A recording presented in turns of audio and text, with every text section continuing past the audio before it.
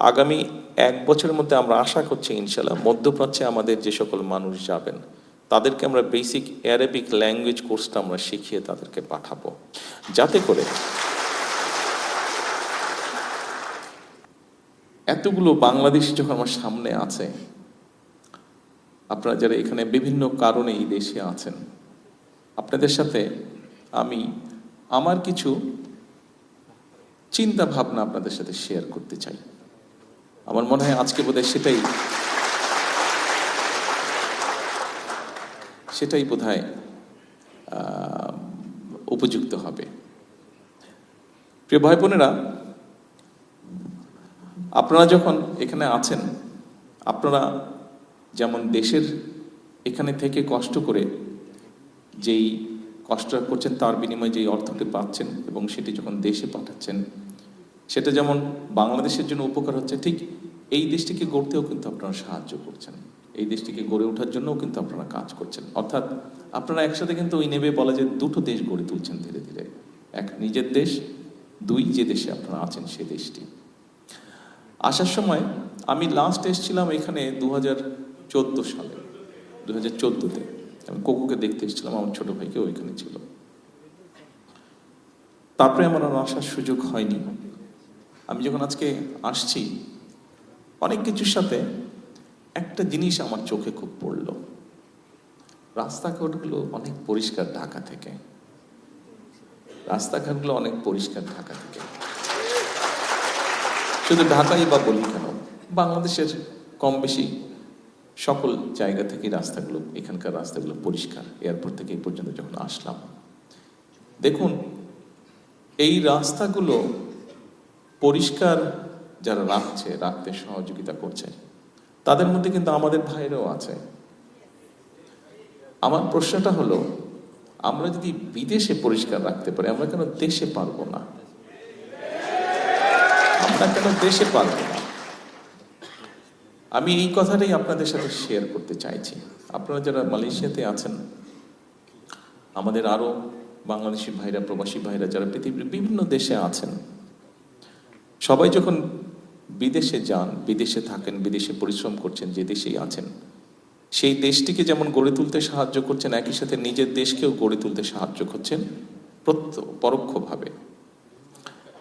তা আমরা অন্য দেশ যদি গড়ে তুলতে সাহায্য করতে পারি, তা আমরা কেন নিজের দেশ করতে পারবো না? ডেফিনেটলি পারবো। হয়তো আমাদেরকে আরেকটু পরিকল্পনা করতে লাগবে। প্রিয় ভাই বোনেরা, আমি সেরকম বিষয় থেকে আজকে আপনাদের সামনে আমি কতগুলো কথা তুলে ধরতে চাই, আমাদের কিছু চিন্তা ভাবনা। যেমন প্রথমে যদি ধরি যে এই যে মালয়েশিয়া সরকারের আমন্ত্রণে গত নির্বাচনে আমরা যখন আলহামদুলিল্লাহ আল্লাহর মধ্যে জয়যুক্ত হলাম, প্রথম যে কয়েকজন ব্যক্তি আমাকে ফোন করে অভিনন্দন জানিয়েছিলেন, তার মধ্যে ডক্টর আনোয়ার ইব্রাহিম, মালয়েশিয়ার প্রধানমন্ত্রী, উনি তার মধ্যে প্রথম 2-1 মধ্যে উনি একজন জানিয়েছেন, এবং উনি আমাকে আমন্ত্রণ জানিয়েছেন আসার জন্য। সেই আমন্ত্রণেই আজকে এখানে এসেছি। কালকে ইনশাল্লাহ ওনার সাথে দেখা হবে, ওনার সাথে আমরা কথা বলবো। আমি জানি এখানে অনেকেই জানতে চাচ্ছেন হয়তো কি কি কথা হতে পারে, এটি জানতে চাচ্ছেন। হ্যাঁ, আমরা কিছু বিষয়ে কথা বলবো। এখানে প্রথমেই মালয়েশিয়া বলে যে বিষয়টি আছে, সেই বিষয়টি হচ্ছে যে আমাদের এখানে বহু শ্রমিক কাজ করেন। অনেক দিন ধরে যে কোনো কারণেই হোক, আমাদের দেশ থেকে এখানে মানুষ আসতে পারছে না, কাজ নিয়ে, জব নিয়ে এখানে আসতে পারছে না। একটি সমস্যা হয়তো তৈরি হয়ে আছে। আমরা তাদের সাথে আলোচনা করব, ওনাদের সাথে, যে এই সমস্যাটা আমরা কিভাবে কাটিয়ে উঠতে পারি। এটি যেরকম একটা আছে, একই সাথে আমাদের অনেক প্রবাসী ভাইরা আছে যারা বিভিন্ন কারণে, তাদের অনিচ্ছাকৃত কারণ হোক, বিভিন্ন কারণে অনেকেই বিভিন্নভাবে এই দেশের আটকে আছেন, দেশে ফিরতে পারছেন না। যতটুকু আমাদের কাছে হিসাব আছে, প্রায় 2000-এর কাছাকাছি হবে মানুষ, বোধহয় বিভিন্নভাবে মিলিয়ে মানুষগুলো বিভিন্ন জায়গায় আটকে আছে। আমরা চেষ্টা করব এই মানুষগুলোকে কিভাবে এখান থেকে মুক্ত করা যায়, অন্তত ওনাদের সাথে আলোচনা করব এখানকার সরকারের সাথে। একই সাথে কিন্তু আমরা আরও বিষয় নিয়ে আলোচনা করতে চাই। যেমন আমরা জানি মালয়েশিয়া সেমিকন্ডাক্টর বা কম্পিউটার বা আইটি এই সেক্টরে ভালো। আমরা চাই যে তাদেরকে বাংলাদেশে আমন্ত্রণ জানাতে, এই দেশের ব্যবসায়ীদেরকে আমন্ত্রণ জানাতে বাংলাদেশে, যে তারা এই সেক্টরগুলো, আইটি হোক, এখানে অনেক ইন্ডাস্ট্রিজ আছে, ছোট ছোট অনেক ইন্ডাস্ট্রিজ আছে, টয় ইন্ডাস্ট্রি আছে, ইলেকট্রনিক ইন্ডাস্ট্রি আছে, এইগুলো দেশে তারা ইনভেস্ট করবে কিনা, বাংলাদেশে ইনভেস্ট করবে কিনা। অর্থাৎ আমরা শুধু একটা জায়গায় সীমাবদ্ধ থাকতে চাইছি না।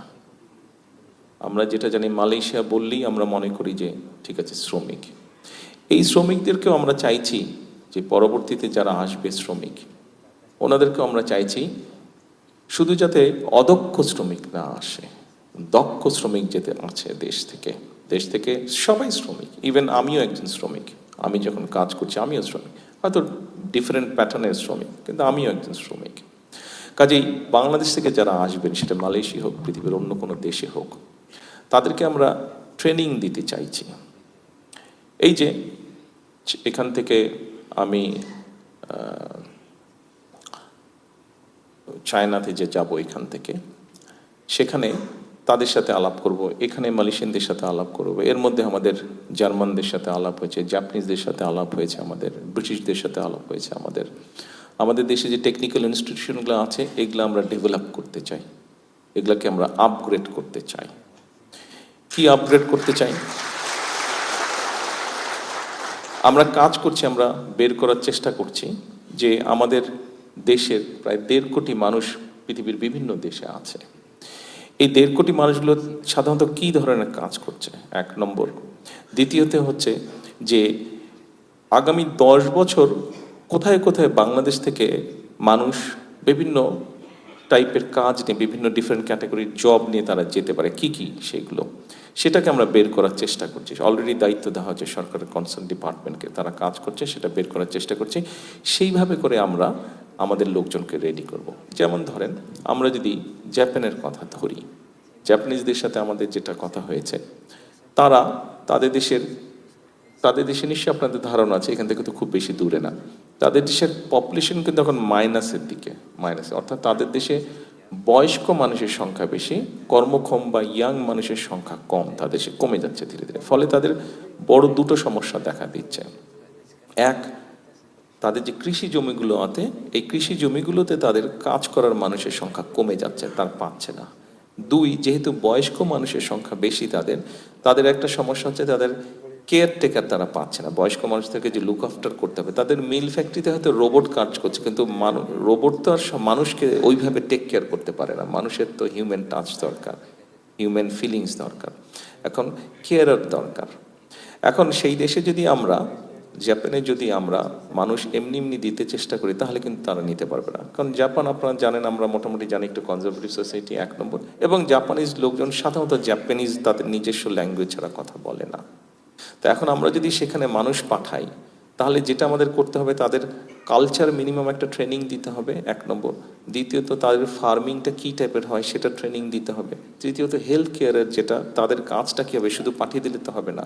যদি পুরুষ হোক, নারী হোক, যদি হেলথ কেয়ারের হিসাবে যায়, হেলথ কেয়ারের মিনিমাম বেসিক কতগুলো ট্রেনিং আছে।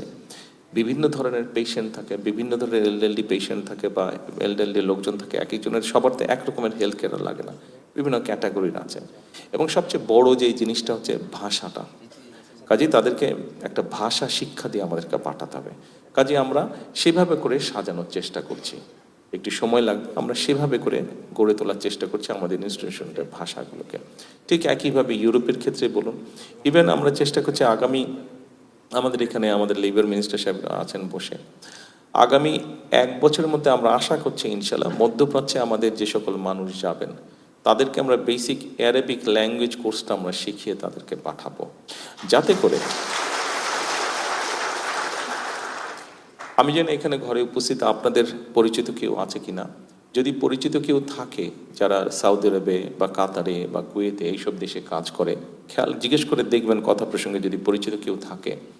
অনেক লোক আছে বাংলাদেশ থেকে, পাকিস্তান থেকে, ইন্ডিয়া থেকে, এই 3 দেশ থেকে ধরেন গিয়েছে, 3 জন ব্যক্তি একই সাথে গিয়েছে, কিন্তু ওই 2 দেশের ব্যক্তি দেখবেন প্রমোশন পেয়ে আগে চলে গেছে, অথবা মালিক যে আছে সে একটু প্রায়োরিটি দেয় ওই দেশে।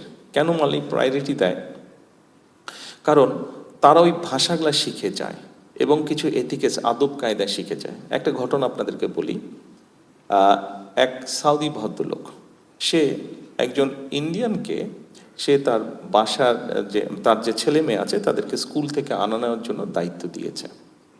তার কিন্তু একজন বাংলাদেশিও আছে, কিন্তু বাংলাদেশিকে সে দায়িত্বটা দেয় না, কিন্তু আর সব কিছু মোটামুটি তাকে সুবিধা দিচ্ছে হয়তো। তো একদিন ওই বাংলাদেশি তাকে জিজ্ঞেস করেছে, আচ্ছা বস, আপনি আমাকে বাচ্চাদেরকে দেন না কেন? তো বলে যে, দেখ তুই সবই ভালো, সব কিছু আছে বুঝলাম, কিন্তু তুমি তো ইংরেজি বলতে পারো না, আর ওই যে ইন্ডিয়ানটা আছে ও ইংরেজি বলতে পারে। ফলে যেটা হচ্ছে, আমার বাচ্চারা যখন স্কুল থেকে বাসায় আসে তখন কিন্তু তারা ওর সাথে কথা বলে, ও তাদের সাথে কথা বলে, ভালো মন্দ সব কিছু কথা বলতে বলতে আসতে পারে, ওদের কোনো সুবিধা অসুবিধা বলতে পারে, কিন্তু তুমি তো সেটা পারছো না, সেই জন্য তোমাকে আমি ওখানে দিচ্ছি না। আমি আপনাদেরকে একটা ছোট্ট উদাহরণ দিলাম যে এই সমস্যাগুলো হয়। তো আমরা যদি আমাদের যারা যায় বিভিন্ন, যেমন কাতারে, কাতারে খুব সম্ভব তাই তো, কাতারে না 6,000 ড্রাইভার নেবে, তাদেরকে এখন ট্রেনিং দেওয়া হবে, তাদেরকে লোকাল ল্যাঙ্গুয়েজ শেখানো হবে, তাদেরকে একটা বেসিক ইংলিশ ক্লোজ দেওয়া হবে, আর এমনি যেগুলো টেকনিক্যাল ট্রেনিং আছে সেগুলো দেওয়া হবে। তার ফলে আমরা যদি আমাদের মানুষদেরকে এইভাবে প্রস্তুত করে পাঠাতে পারি, তাহলে কি হবে, ভ্যালু অ্যাড। অর্থাৎ আপনি তো পরিশ্রম করছেন, 8 ঘন্টা হোক, 10 ঘন্টা হোক, 12 ঘন্টা হোক, আপনি পরিশ্রম করছেন, 15 ঘন্টা হোক পরিশ্রম করছেন, কিন্তু আপনি যদি ভ্যালু অ্যাড করতে পারেন, অর্থাৎ আপনার মধ্যে যদি ট্রেনিং থাকে কোনো, আপনার মধ্যে সেই দক্ষতা যদি থাকে, তাহলে যেটা সম্ভব হবে সেটা হচ্ছে যে আপনি যদি এখন ঘন্টায় 100 টাকা পান, তখন আপনি ঘন্টায় 300 টাকা পাবেন। সেটা আপনার জন্য লাভ হচ্ছে, আপনার পরিবারের জন্য লাভ হচ্ছে, আর আলটিমেটলি দেশের জন্য তো অবশ্যই লাভ হচ্ছে।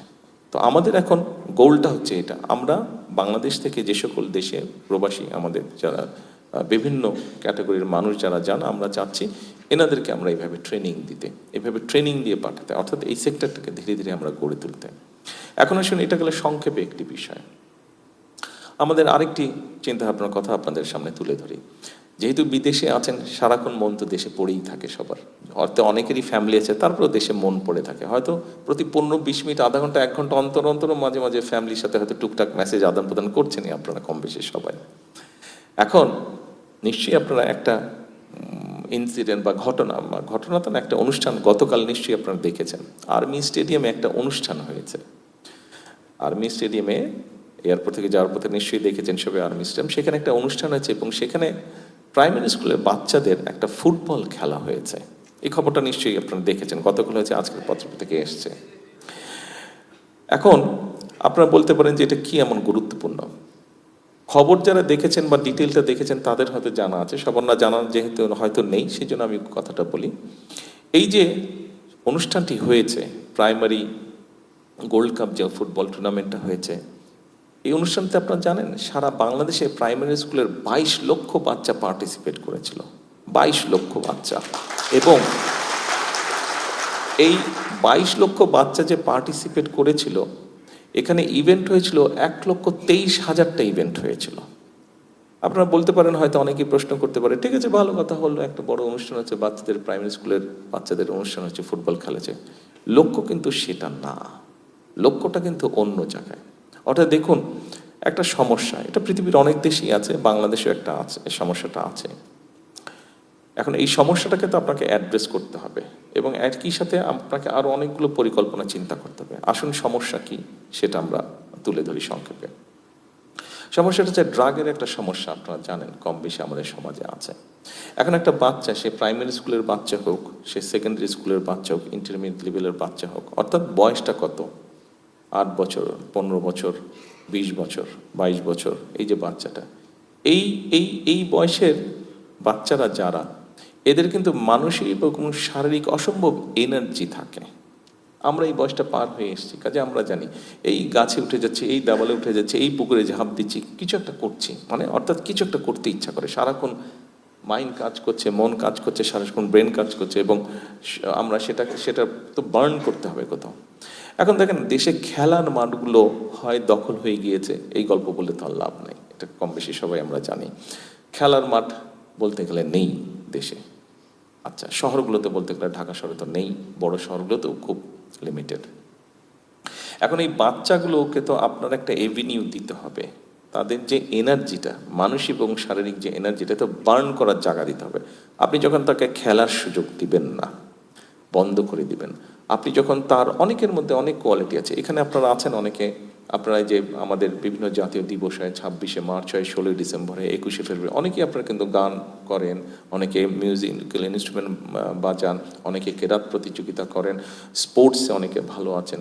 এই যে আপনাদের মধ্যে এই কোয়ালিটিগুলো, একটা মানুষ, বাচ্চারা যারা আছে, যে বাচ্চাগুলোর আমি কথা বললাম, এই বাচ্চাগুলোর মধ্যে তো এই এনার্জিটা আছে এবং তাদের এই কোয়ালিটি আছে। অনেকের, কারো গান শিখতে ইচ্ছা করে, কারো নাচ শিখতে করে, কারো ছবি আঁকতে ইচ্ছা করে, কারো কবিতা আবৃত্তি করতে ইচ্ছা করে, কারো কেরাত প্রতিযোগিতা করতে ইচ্ছা করে।